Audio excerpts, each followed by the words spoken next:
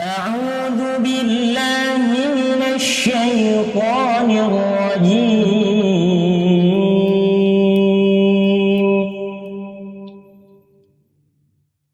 يا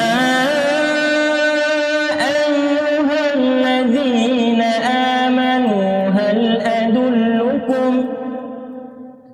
أدلكم على تجارة تنجيكم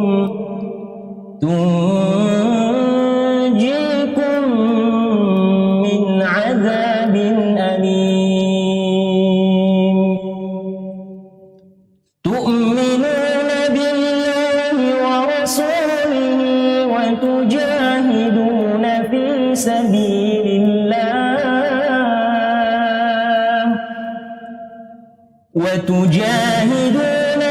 سبيل الله بأموالكم وأنفسكم،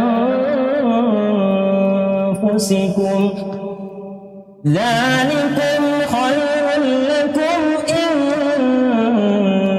كنتم تعلمون. يغفر لكم ذنوبكم ويدخلكم جنات تجري من تحتها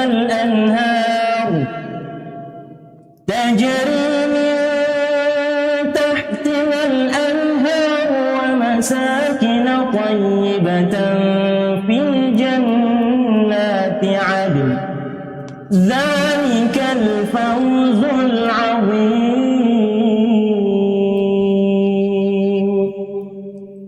وأخرى تحبونها نصر من الله وفتح قريب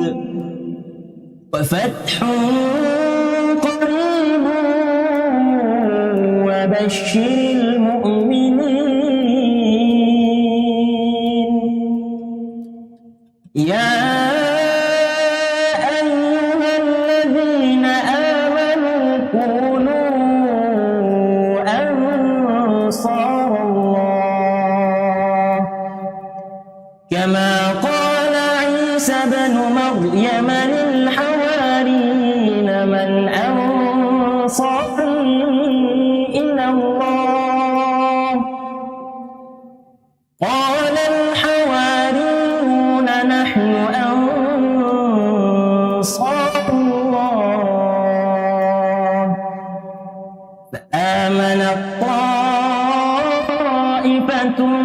من بني إسرائيل وكفرت طائفة فأيدنا الذين آمنوا على عدوهم فأصبحوا ظاهرين.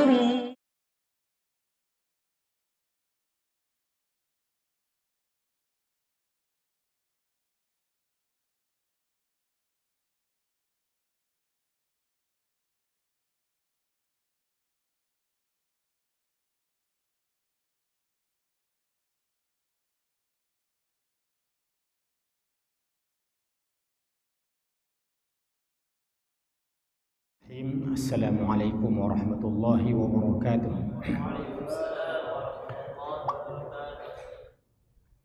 Alhamdulillahi rabbil alamin, wassalatu wassalamu ala asyrafil anbiya'i wal mursalin nabiyina Muhammadin wa ala alihi wa sahbihi ajma'in.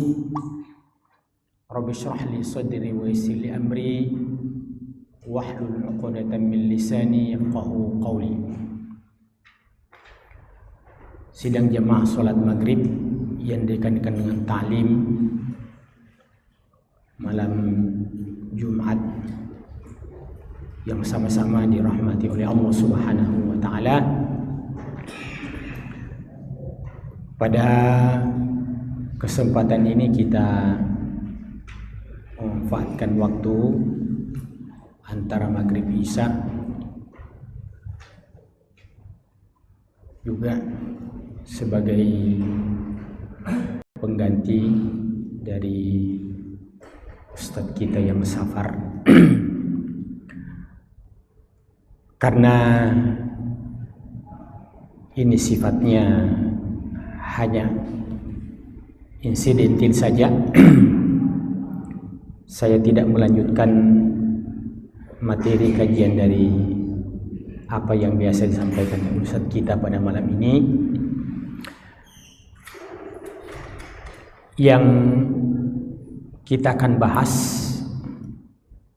adalah urgensi doa ihdinas siratal mustaqim dalam kehidupan seorang muslim. Itu kira-kira judulnya, urgensi pentingnya doa ihdinas siratal mustaqim dalam kehidupan seorang muslim. Doa ini begitu urgennya, begitu pentingnya, bukan hanya 17 kali kita baca dalam sehari semalam, karena kita juga sholat sunat. Kita hitung-hitung sholat qabliyah, sholat ba'diyah, sholat tahiyatul masjid, sholat duha, sholat lain.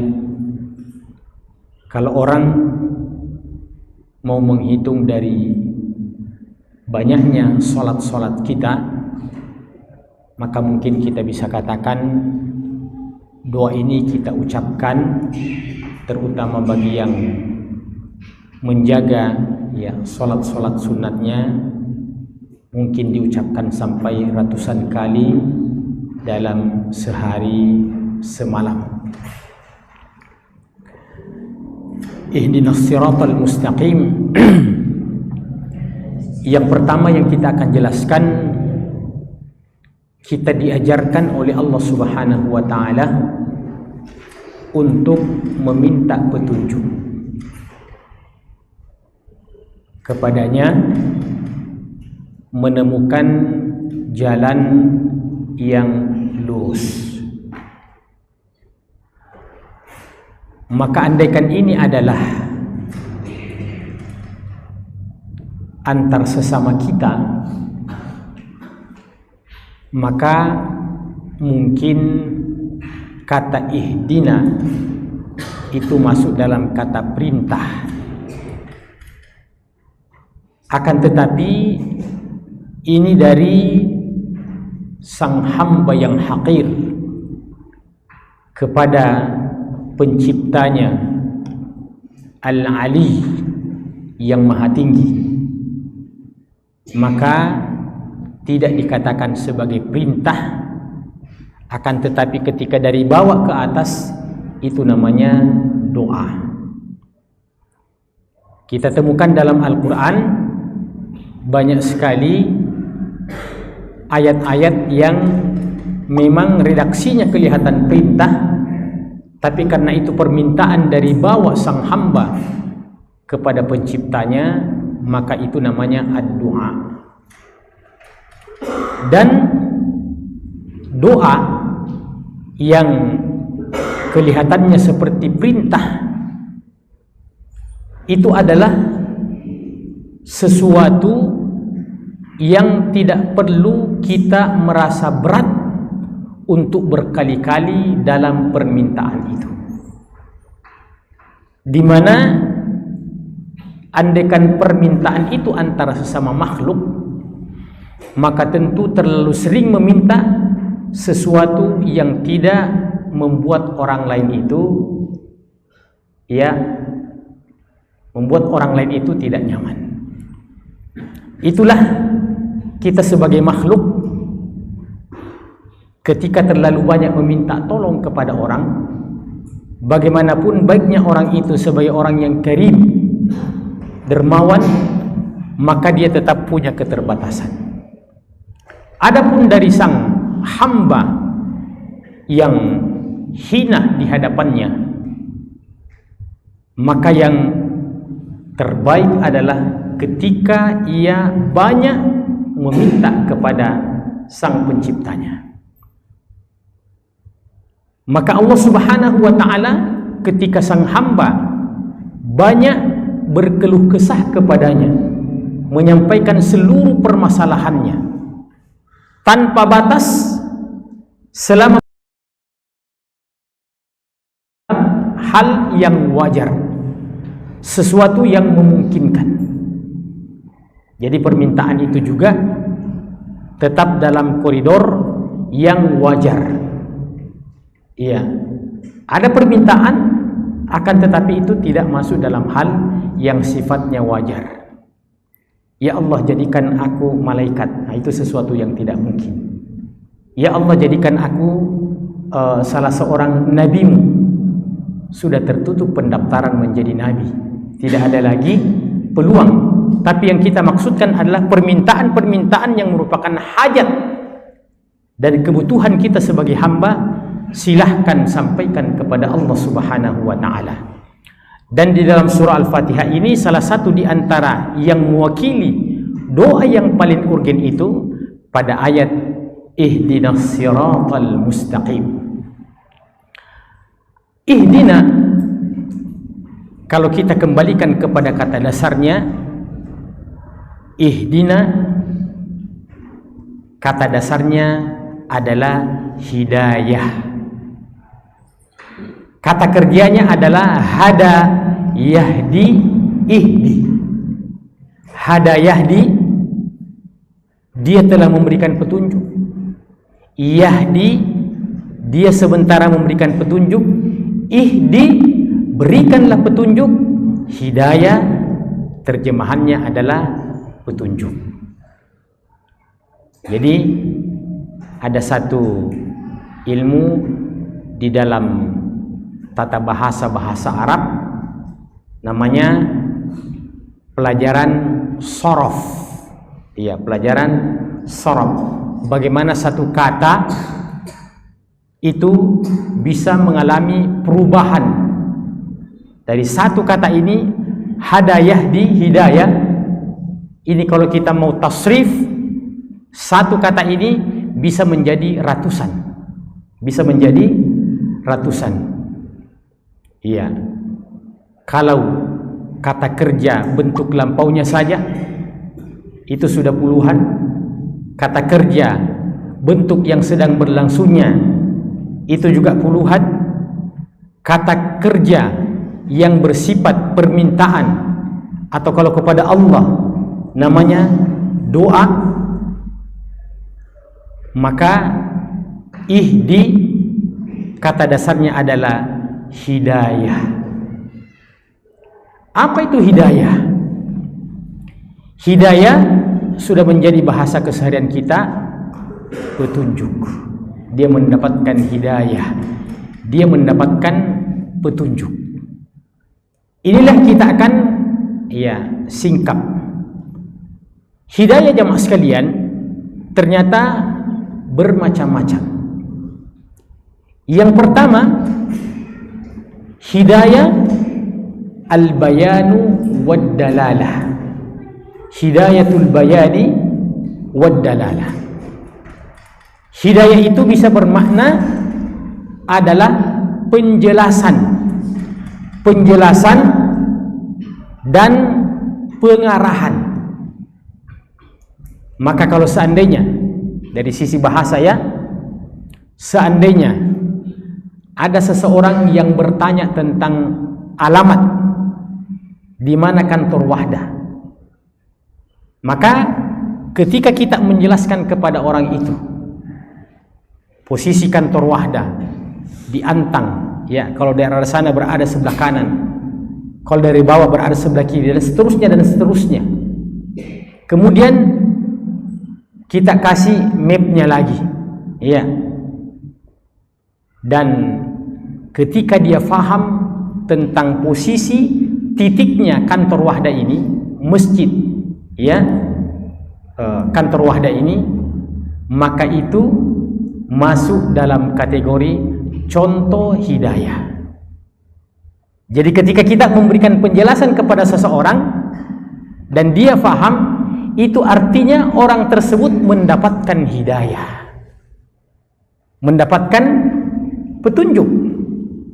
Dan kalau kita transfer dalam kaitannya dengan din, kaitannya dengan agama, maka setiap kita yang berdakwah, yang menjelaskan kebenaran, kemudian membedakannya, mana yang hak, mana yang batil, mana yang sunnah, mana yang bid'ah, mana yang tauhid, mana yang syirik, ya, dan seterusnya dan seterusnya. Ketika kita menjelaskan itu dan orang faham, maka dia sudah mendapatkan hidayah. Dia sudah mendapatkan hidayah.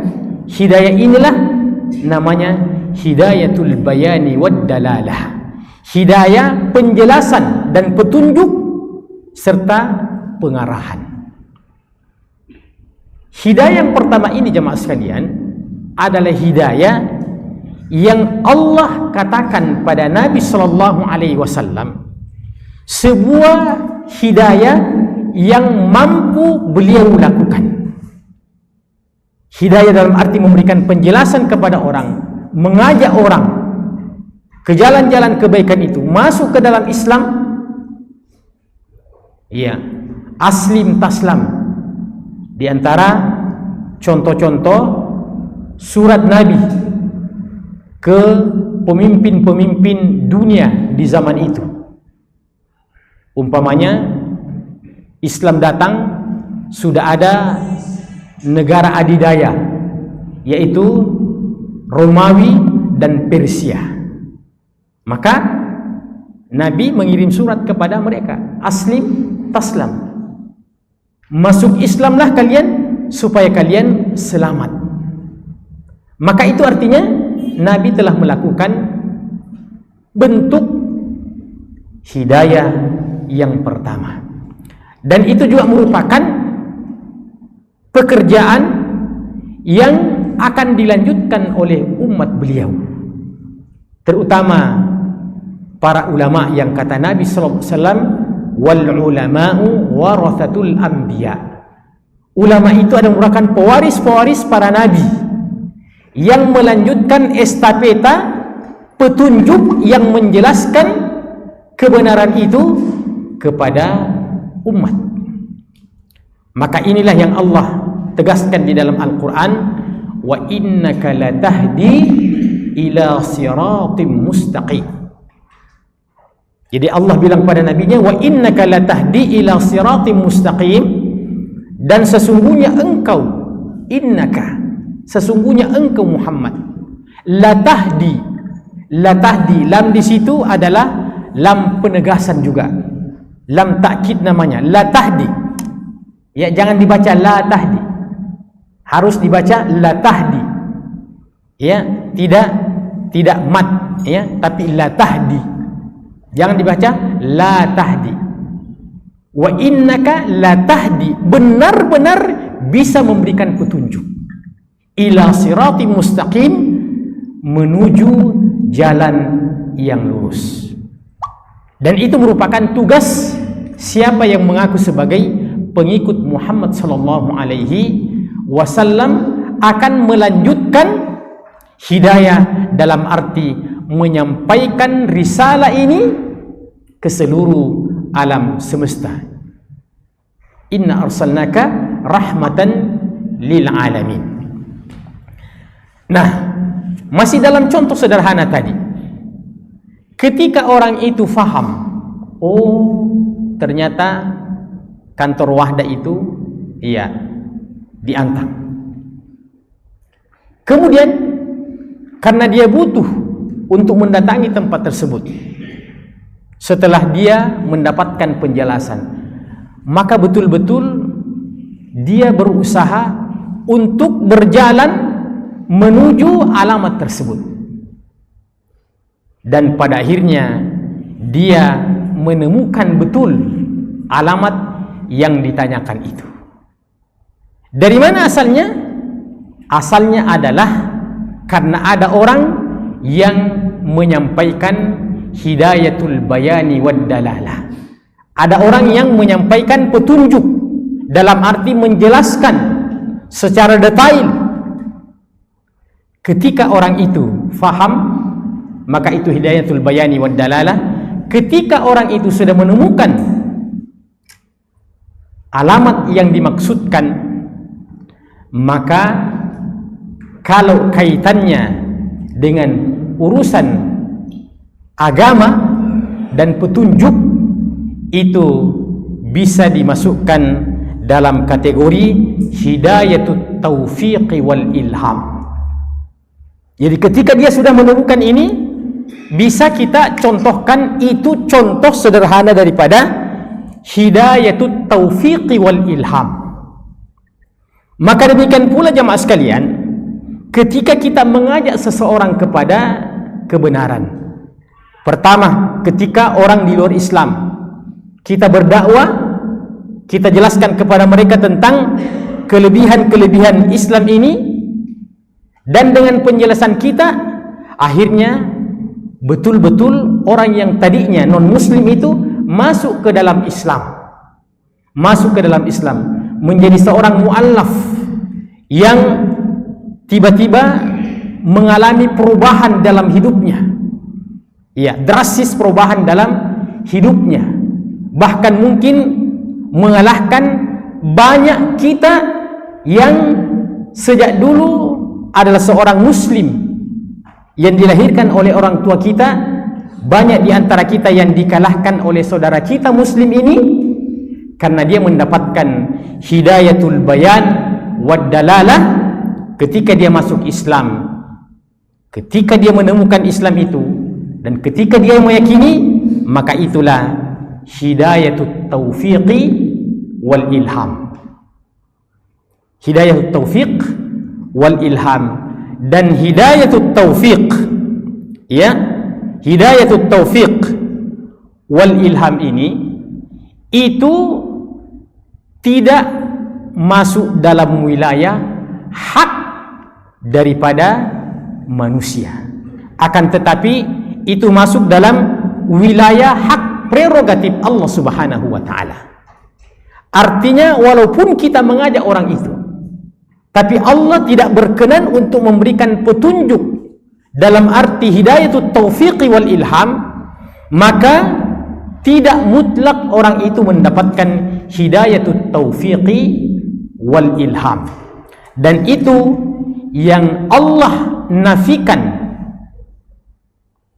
pada nabinya ketika mengatakan innaka la tahdi man ahbabta walakinnallaha yahdi may yasha. Innaka la tahdi man ahbabta walakinnallaha yahdi may yasha. Sesungguhnya engkau tidak dapat memberikan petunjuk Muhammad sekalipun kepada orang yang paling engkau cintai.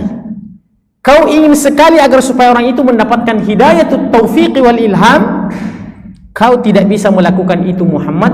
Walakinnallaha yahdi man yasha, akan tetapi Allah saja sendirian yang bisa memberikan petunjuk kepada siapa yang dikehendaki.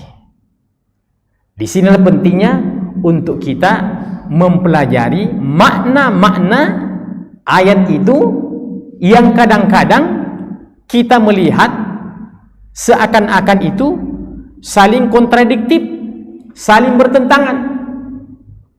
Coba yang pertama tadi, Allah bilang sesungguhnya engkau Muhammad benar-benar dapat memberikan petunjuk kepada jalan yang lurus. Ayat yang kedua, engkau Muhammad benar-benar tidak dapat memberikan petunjuk sekalipun terhadap orang yang engkau cintai. Disebutkan bahwa di antara sababun nuzul daripada ayat itu, ketika beliau berusaha untuk menuntung sang paman Abu Talib untuk mengucapkan dua kalimat syahadat atau mengucapkan kalimat tauhid, ya ammi qul la ilaha illallah, di saat Abu Talib sementara sakaratul maut, yang memang dalam hidupnya belum mendapatkan petunjuk, di detik-detik terakhir, ya, sebelum menghembuskan napas yang terakhir, Nabi Shallallahu Alaihi Wasallam sangat berambisi kalau pamannya ini mudah-mudahan bisa mengakhiri kehidupan ini dengan ucapan la ilaha illallah. Man kana akhiru kalami la ilaha illallah dakhalal jannah, kata Nabi sallallahu alaihi wasallam.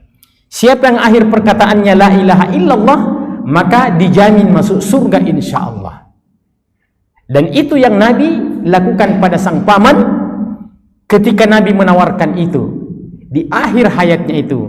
Ternyata dalam riwayat disebutkan Abu Talib menggelengkan kepala sebagai tanda bahwa dia tidak mau mengucapkan dan tidak mau menerima daripada ucapan itu. Kalau secara sepintas kita katakan, apa lagi yang kau butuhkan wahai Abu Talib? Tidak ada lagi kepentingan politik yang kau butuhkan untuk tidak mengatakan atau untuk mengatakan. Sudah lewat, ucapkan sekarang. Akan tetapi ini bukti bahwa hidayatut taufiqi wal ilham itu adalah hak prerogatif Allah Subhanahu wa ta'ala.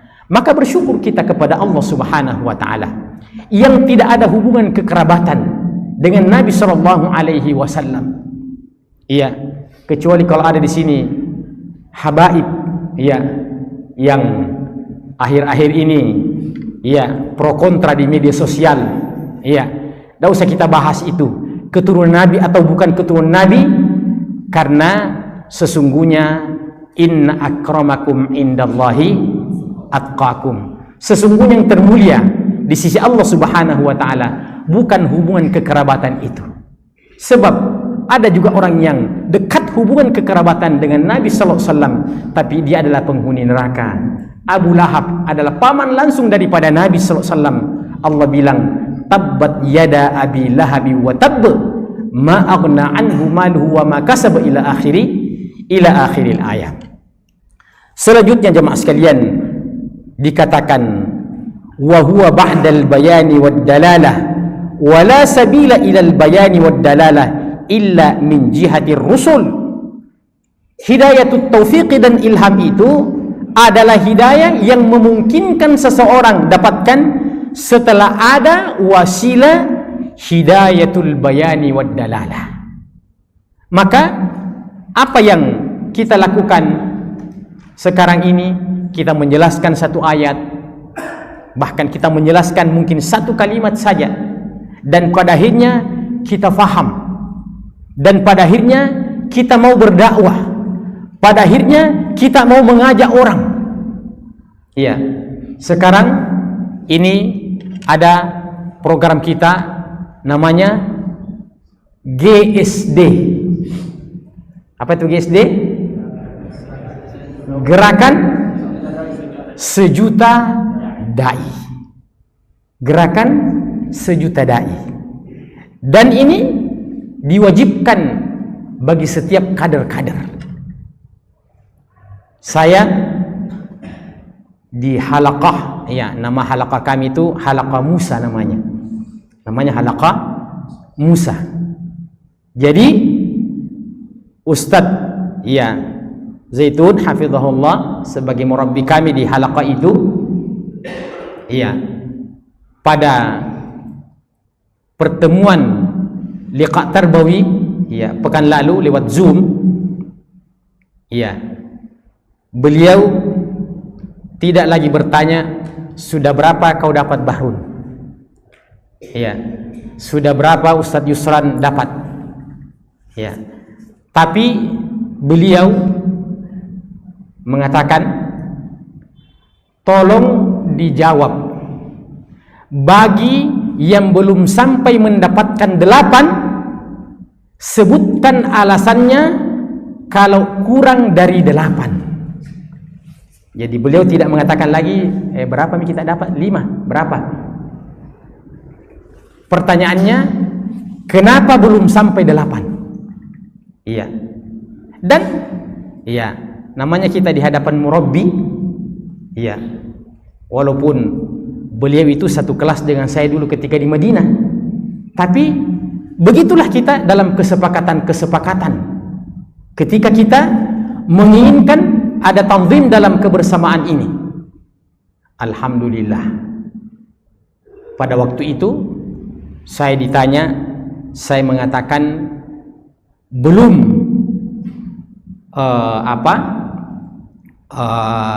belum konkret, tapi insya Allah Ustaz, insya Allah pekan depan sudah ada laporan.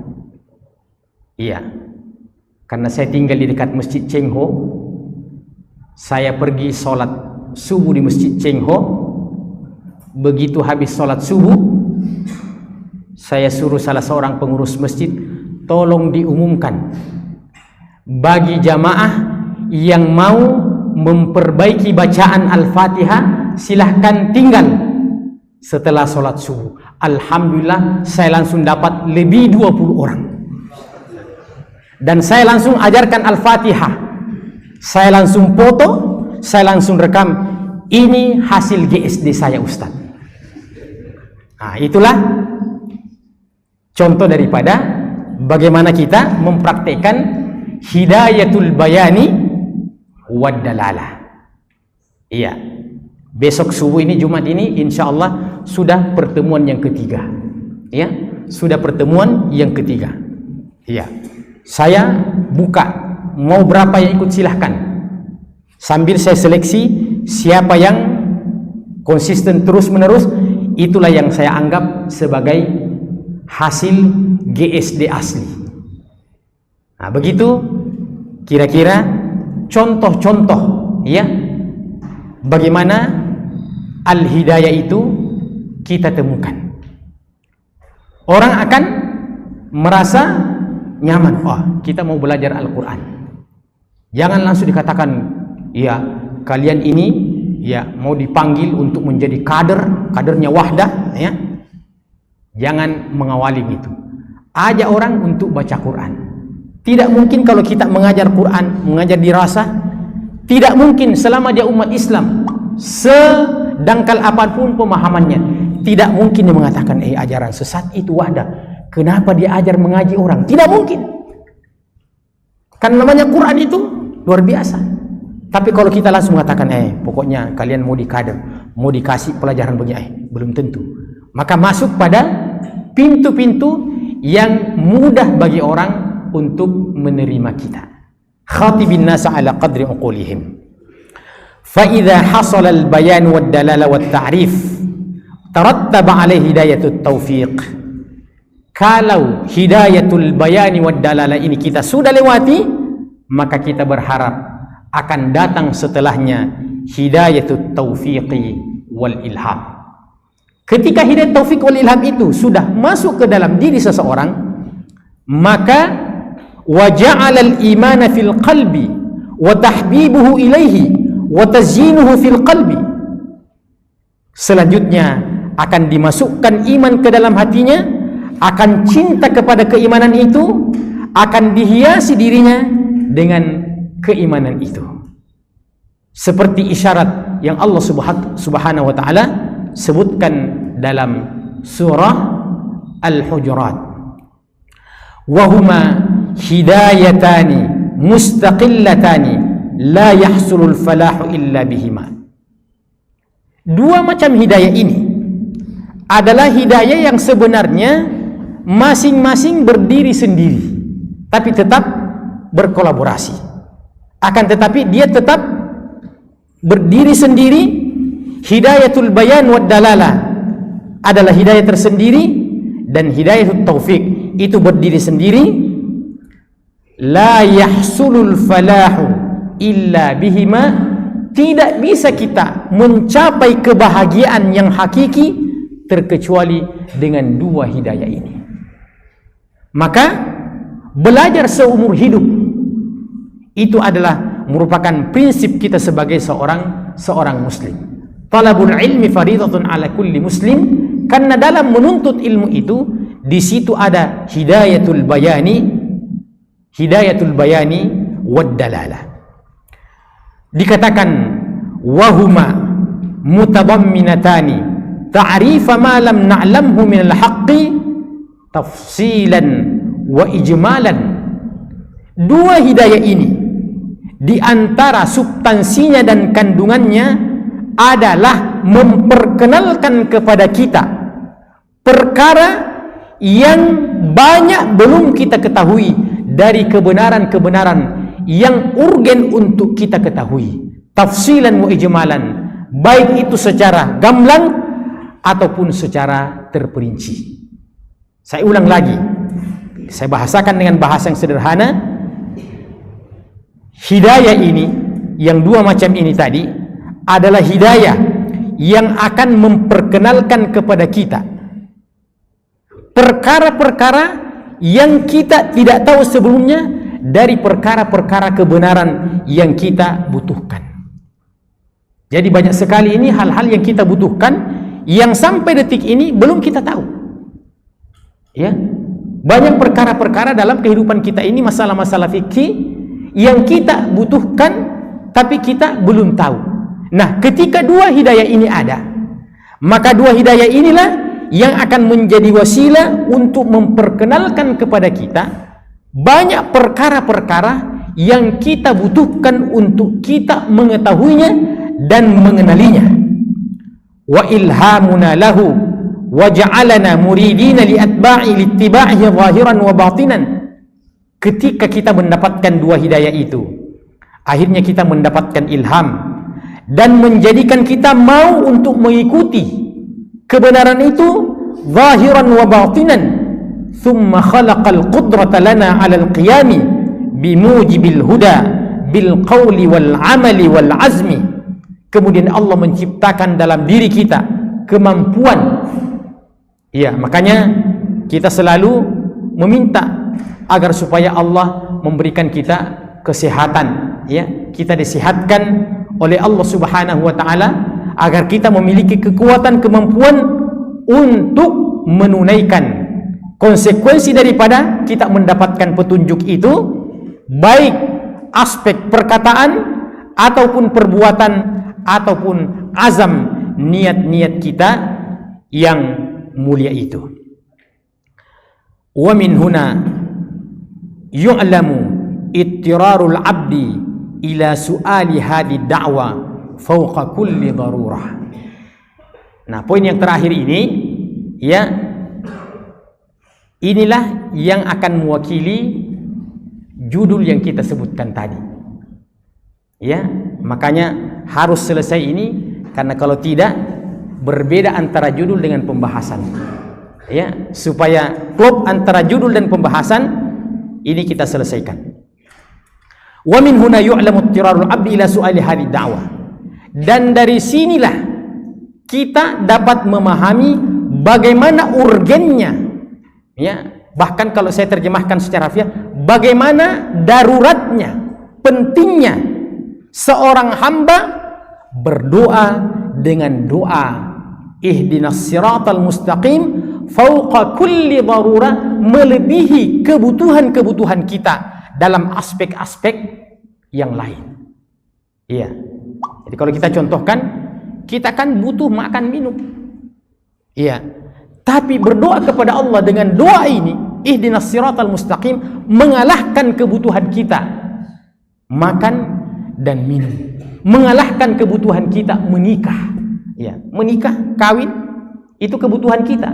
Tapi ihdinas siratal mustaqim ini masih lebih di atas, ya, levelnya dari seluruh kebutuhan-kebutuhan kita yang lain. Wa butlanu qawli man yaqulu idza kunna muhtadina fa kaifa nas'alul hidayah. Ada satu syubhat yang mengatakan bahwa kalau kita ini sudah mendapatkan petunjuk, ya, buat apa lagi kita meminta petunjuk kepada Allah Subhanahu wa taala? Ini kita salat ini tidak mungkin kita salat kalau tidak mendapatkan petunjuk. Kenapa lagi kita meminta kepada Allah Subhanahu wa taala? Di sini penulis mengatakan, fa innal majhula lana minal haqqi adha'afal ma'lumi. Ketahuilah bahwa perkara-perkara yang kita tidak ketahui masih jauh lebih banyak dibandingkan dengan perkara-perkara yang kita ketahui. Kalau kita ingin jujur, yang mana dominan perkara yang kita tidak ketahui itu lebih banyak daripada yang kita ketahui, atau sebaliknya sudah lebih banyak yang kita ketahui dibandingkan dengan yang kita tidak ketahui. Iya. Jadi caranya mengetes itu bahwa kita ini lebih banyak yang kita tidak ketahui adalah rajinlah membaca. Rajinlah membaca. Orang yang rajin membaca, orang rajin belajar, semakin bertambah pengetahuannya, semakin merasa kurang. Semakin merasa kurang. Dan karenanya siapa yang merasa bahwa sudah lebih banyak yang dia ketahui daripada yang dia tidak ketahui, itu pertanda bahwa dia tidak membaca. Dia tidak membaca. Jadi kalau ada yang mengatakan, apa saya sudah tahu, itu menunjukkan bahwa dia tidak membaca. Tapi kalau ada yang mengatakan, saya ini semakin kubaca semakin banyak, semakin muncul yang saya tidak tahu. Itu menunjukkan dia membaca. Ya, maka kebutuhan kita untuk terus menambah daripada ilmu kita ini, itu adalah merupakan kebutuhan yang mendesak. Ya, wa ma la nuridu fi'lahu tahawunan wa kasalan mithla ma nuriduhu aw aktsara minhu. Begitu juga ada perkara-perkara yang semestinya kita lakukan tapi kita tidak lakukan disebabkan karena mungkin kita menggampang-gampangkan, atau mungkin karena faktor kemalasan kita yang sebetulnya itu merupakan kebutuhan kita, tapi kita tidak melakukan karena kemalasan kita, dan kita malas karena ketidaktahuan kita. Maka rajinlah kita membaca. Iya, apalagi pada hari ini alhamdulillah tidak mesti kita membawa buku, ya, satu tas besar, ya. Yang penting bawa saja HP, ya. Dipastikan ada pulsa datanya, ya.